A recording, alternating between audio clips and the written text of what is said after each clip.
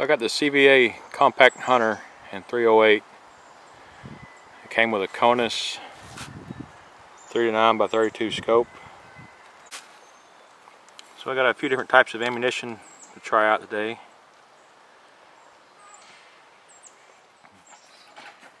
So I'll be shooting at 100 yards and see what kind of groups we get.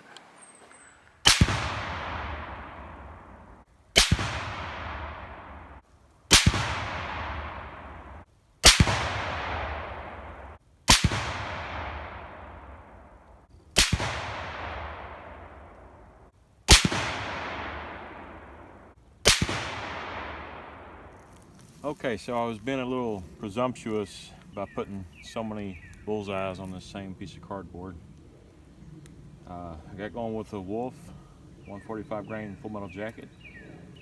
Things weren't looking too bad, and then moved on to some PMC bronze. It was a 147 grain full metal jacket, and again, it's acceptable. And then the Monarch 150 grain saw points, they're high and right. And you know, couldn't really understand why there would be such a difference in the impact. And so I went on to try the Black Hills ammunition, 168 grain boat tail hollow point, way up here, again high and right. And then Hornady tactical application, 110 grain, high right. He's going for this bullseye. And then Freedom Munitions, again, it was high right. So I was getting really aggravated with it.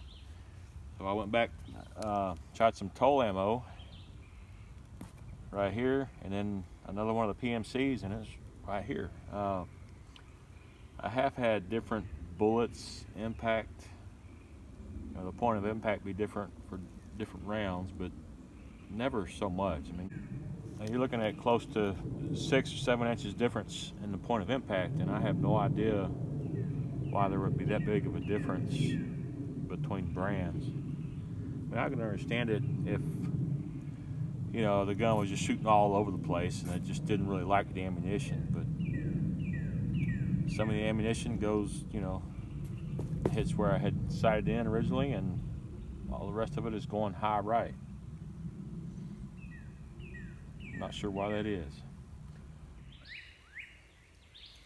So I've adjusted the sights and got some Hornady 150 grain AMAX.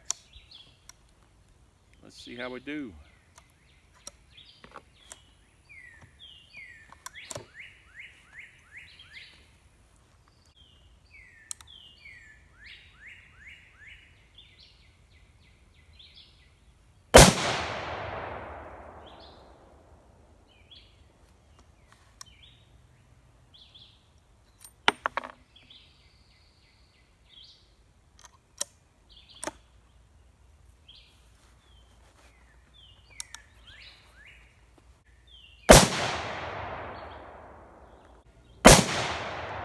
Well, that's not a terrible sized group. I would expect a little better out of the Hornady.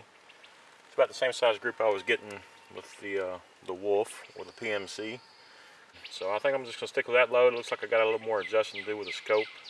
So overall, I have to say I'm pretty happy with the rifle, even though I don't understand why it seems to be so picky about the different brands of ammunition as far as the point of impact.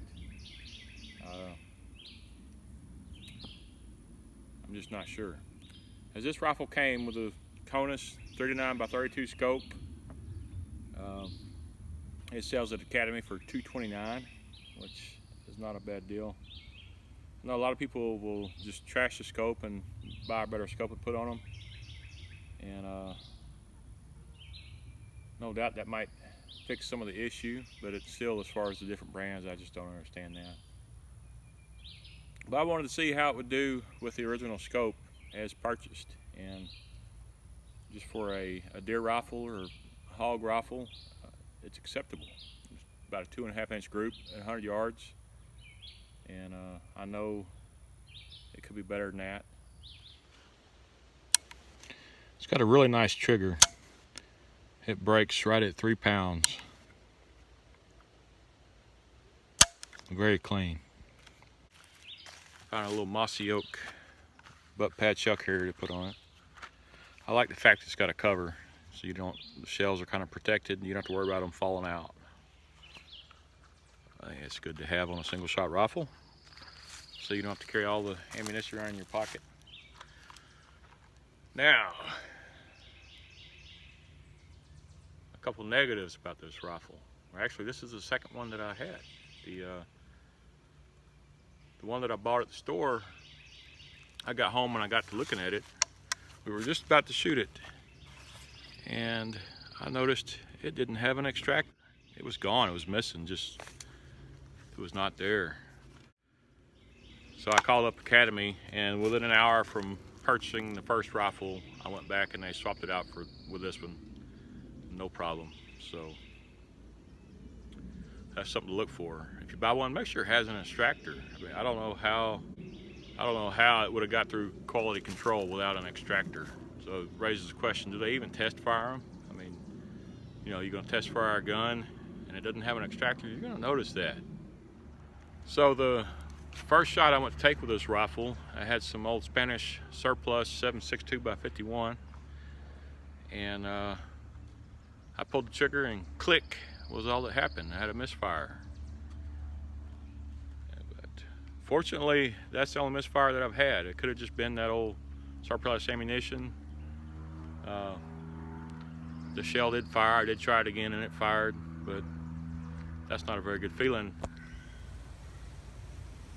So maybe y'all noticed that the rifle went from black to camouflage right in the middle of the video.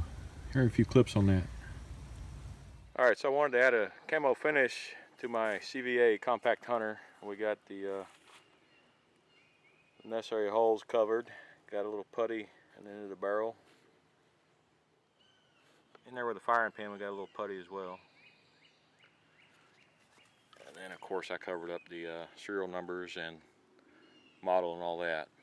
Alright, got everything degreased with some denatured alcohol, and we're going to give it a base coat. I got a friend of mine who's going to paint it for me. I've done a few, and he's painted a few of them as well. I like the pattern that he had done on his rifles, so I asked him to do mine.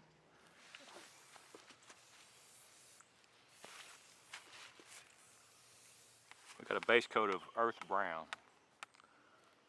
Alright, so we're going to use some pine straw with some khaki paint to start putting a little pattern on the rifle.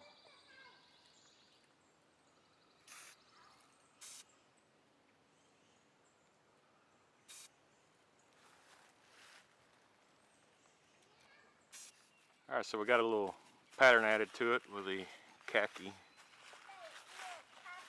I think it's looking pretty good so far. We're going to go back with some olive drab and do a little more patterning.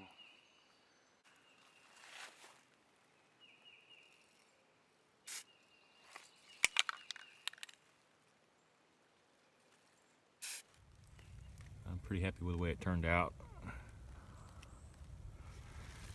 So if y'all have thought about camouflage on a rifle and were afraid to try it, you ought to try it. It's really pretty easy. Well guys, as always, I appreciate y'all watching, and I'll see you on the next one.